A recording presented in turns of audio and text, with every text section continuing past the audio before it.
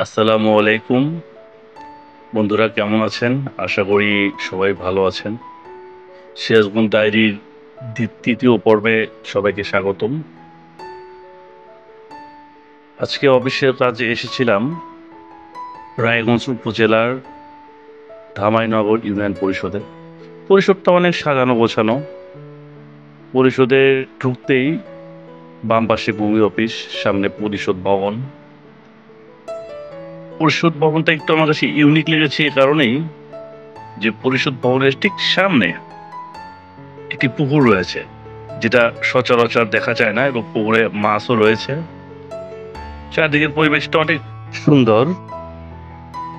তবে যেটা হয় আর কি, পাবলিক প্লেস হিসেবে একটু এলোমেলো বা কিছু ময়লা আবর্জনা তো থাকেই সবসময়। টুকিটাকি সমস্যা ছাড়া আলহামদুলিল্লাহ সবকিছু ঠিক আছে, তাই ভাবলাম যে আমিও যেহেতু দেখছি আপনাদেরকেও দেখানো যাক। পরিষদ সংক্রান্ত বা গভর্নমেন্ট থেকে যে সমস্ত সুযোগ সুবিধা এখানে দেওয়া হয় সেগুলোর বিলবোর্ড রয়েছে সামনে। ধামাইনগরের ইউনিয়ন পরিষদের কাজটা সেরে বের হলাম পরবর্তী কাজের উদ্দেশ্যে। আর যেতে যেতে বেশ কিছু প্রাকৃতিক দৃশ্য চোখের সামনে পড়ল। কৃষি নির্ভরশীল বাংলাদেশের কৃষকের কাজ, সেটা সবারই ভালো লাগার একটা বিষয়। বিশেষ করে রায়গঞ্জ, তারাস এই দিকে কৃষি কাজগুলো খুব অন্যান্য এলাকার তুলনায় খুব দ্রুত সব কিছু হয়।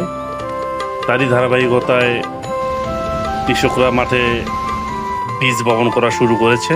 আপনারা নিশ্চয়ই ডান এবং বাম পাশে দেখতে পাচ্ছেন। এটা বাংলার এক অপরিহার্য সৌন্দর্য।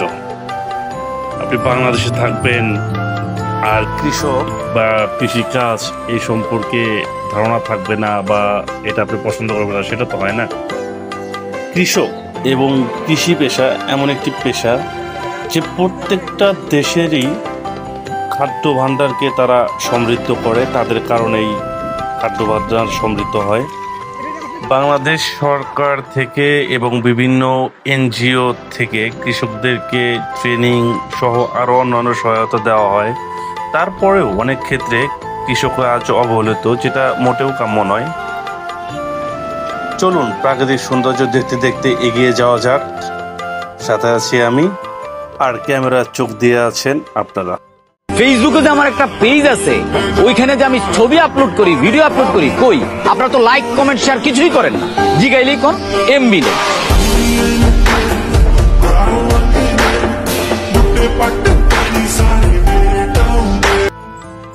যাই হোক, বিষয়টা এমন না, যেহেতু পেজটা আপনাদেরই, আপনারা অবশ্যই লাইক করবেন, ফলো করবেন, শেয়ার করবেন। আপনাদেরকে নিয়েই আমার যাত্রা, তবুও প্রচারণার জন্য এটি তৈরি করা। আশা করি আপনারা ভালোভাবে বিষয়টা নেবেন। চলুন এগিয়ে যাওয়া যাক।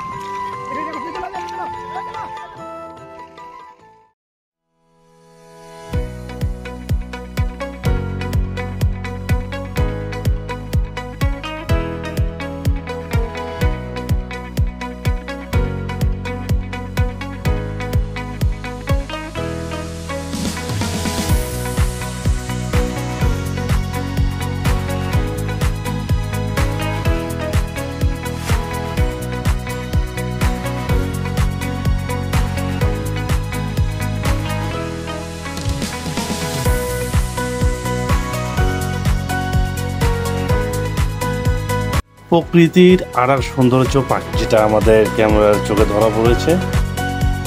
চলুন এগিয়ে যাওয়া যাক। আমরা এখন যাচ্ছি চান্দাইকোনার উদ্দেশ্যে।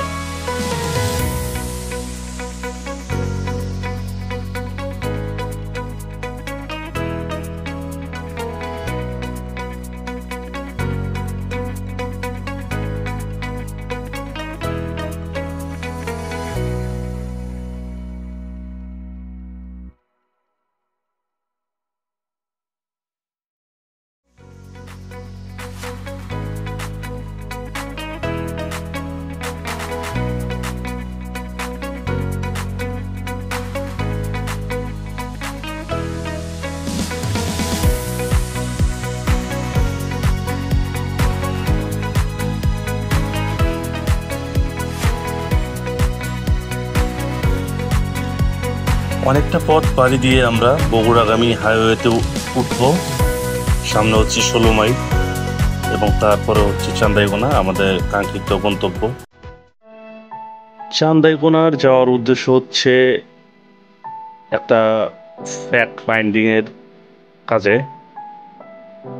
যারা পেপার পত্রিকা পড়েন তারা নিশ্চয়ই অবগত আছেন, সিরাজগঞ্জের রায়গঞ্জে কবিতা নাগ বয়স 50 নামের এক স্কুল শিক্ষিকার মরদেহ উদ্ধার করা হয়েছে।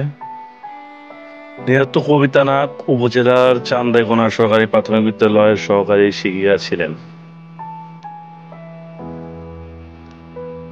পুলিশ ও পারিবারিক সূত্রে জানা যায়, উপজেলার চান্দাইকোনা ইউনিয়নের চান্দাইকোনা নাগপাড়ায় নিহত কবিতা নাগ তার স্বামী আকাশ বিশ্বাস ও ছোট মেয়ে বর্ষা নাগকে নিয়ে বসবাস করতেন। শনিবার 26শে জুলাই রাতে একসাথে রাতের খাবার খেয়ে ঘুমিয়ে পড়েন কবিতা। ভোরে কবিতাকে বিছানায় দেখতে না পেয়ে খোঁজাখুঁজির এক পর্যায়ে বারান্দায় গ্রিলের সাথে ঝুলন্ত অবস্থায় দেখতে পায় পরিবার। সেখান থেকে তার মরদেহ উদ্ধার করে তারা। নিহতর স্বামী আকাশ বিশ্বাস জানান, কবিতা বেশ কয়েকদিন ধরে হতাশাগ্রস্ত ছিল। সে মাঝে মধ্যে আত্মহত্যা করতে চাইতো, এমনকি তার স্কুলের পিয়ন কামরুল ইসলামকে দিয়ে আত্মহত্যার জন্য গত 16 জুলাই কীটনাশক ক্রয় করতে পাঠিয়েছিলেন।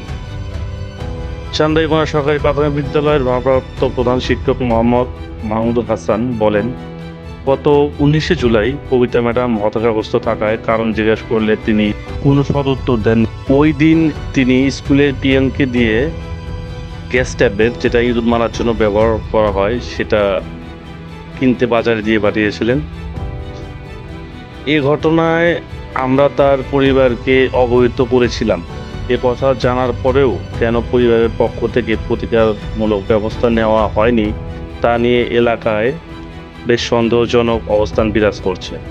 রায়গঞ্জ থানার ভারপ্রাপ্ত কর্মকর্তা OC K M Masud Rana জানান, পুলিশ ঘটনাস্থলে গিয়ে মরা দেহটি উদ্ধার করে ময়নাতদন্তের জন্য সিরাজগঞ্জ সদর হসপিটালে মর্গে পাঠায়। এটি যদি আত্মহত্যা না হয় তাহলে তদন্ত সাপেক্ষে পরবর্তী ব্যবস্থা নেওয়া হবে। তিনি আরও জানান, ময়নাতদন্ত রিপোর্ট পাওয়ার পরই মৃত্যুর প্রকৃত কারণ নিশ্চিত করা যাবে। এই স্কুল শিক্ষিকার রহস্যজনক মৃত্যু ঘটনায় এলাকা সহ বিভিন্ন পত্রপত্রিকায় বেশ চাঞ্চল্য সৃষ্টি হয়েছে। সেটারই ফ্যাক্ট ফাইন্ডিং আমরা বের হয়েছি। যেতে যেতে আমরা স্থানীয় এক দোকানদারকে জিজ্ঞেস করলাম যে চান্দাইকোনা প্রাইমারি স্কুলটা কোন দিকে। উনি আমাদের রাস্তা দেখিয়ে দিলেন। যেহেতু একটা বড় ঘটনা, সবারই বিষয়টা জানা আছে, তো আমরা এগোচ্ছি আমাদের নির্দিষ্ট গন্তব্যে।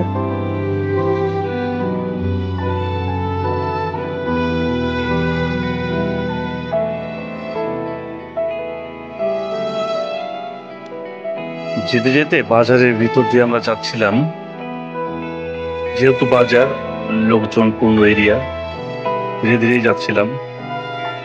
মানুষজনের বেশ জটলা ছিল এখানে। হঠাৎ সামনে এক আঙ্কেল এসে পড়লেন। তিনি আমাদের দিকে বেশ খানিকক্ষণ তাকিয়েছিলেন, ভাবছিলেন এগুলো আবার কি। যাই হোক, ওনাকে পাশ কাটিয়ে আমরা চলে আসলাম, কারণ আমার মাথায় হেলমেট, সামনে ক্যামেরা, একটু অন্যরকম দেখতে লাগে।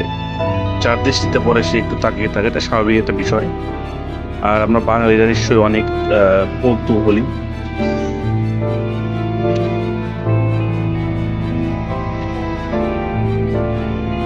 আমরা চলছি চান্দাইকোনা সরকারি প্রাথমিক বিদ্যালয়ের উদ্দেশ্যে।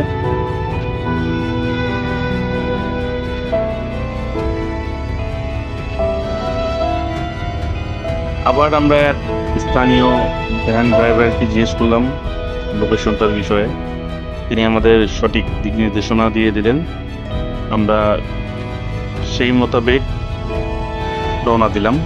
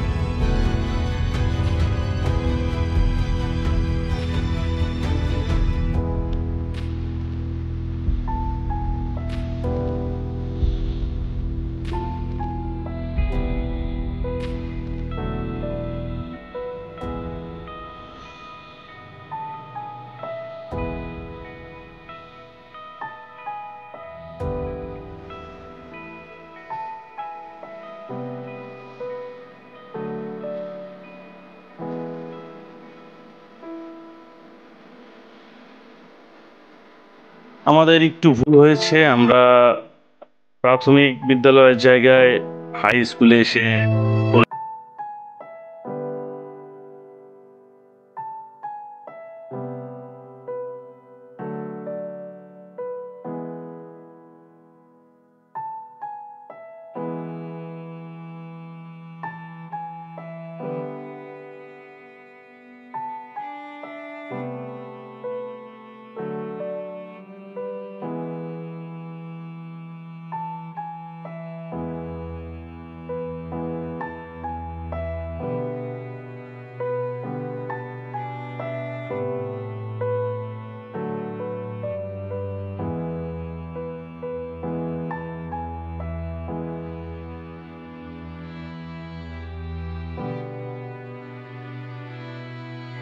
কথা বলে এবং তার বাড়িতে আসি। তার হাজব্যান্ড, তার মেয়ে, তার মা এবং তার বোনের সাথেও কথা বলি। বিষয়টা আসলে অনেকটু রহস্যজনক এবং তার পরিবারও কনফিউজ যে কাজটা তিনি কেন করলেন, কারণ যে পরিবারে এমন কোনো সমস্যা বা এমন কোনো বিষয় ছিল না যেটা প্রাথমিকভাবে আমাদের মনে হয়েছে। তারপরেও ময়নাতদন্ত রিপোর্টটা আসলে সঠিক ব্যাখ্যা পাওয়া যাবে।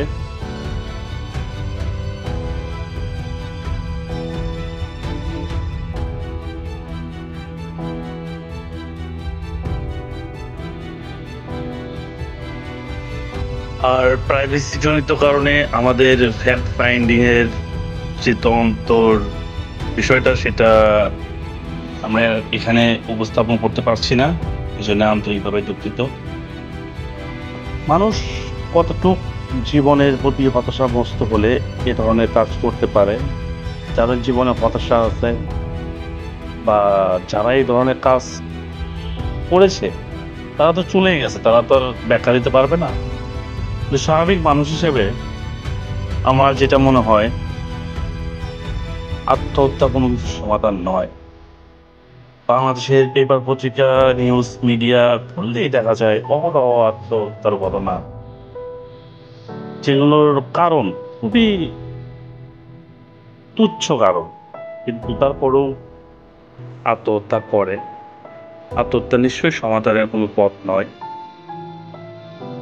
কবিতানাথ, যিনি প্রতিষ্ঠিত ছিলেন, পারিবারিক কোনো কলহ ছিল না, তাহলে তিনি কেন আত্মহত্যা করলেন?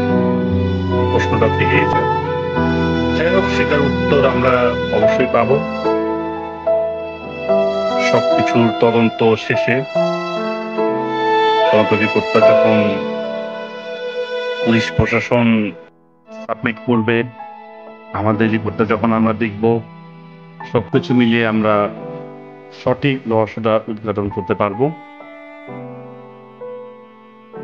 সিরাজগঞ্জ ডায়েরির তৃতীয় পর্বটা এ পর্যন্তই। ইনশাল্লাহ আবার দেখা হবে নতুন কোনো কাজ, নতুন কোনো জায়গার উদ্দেশ্যে।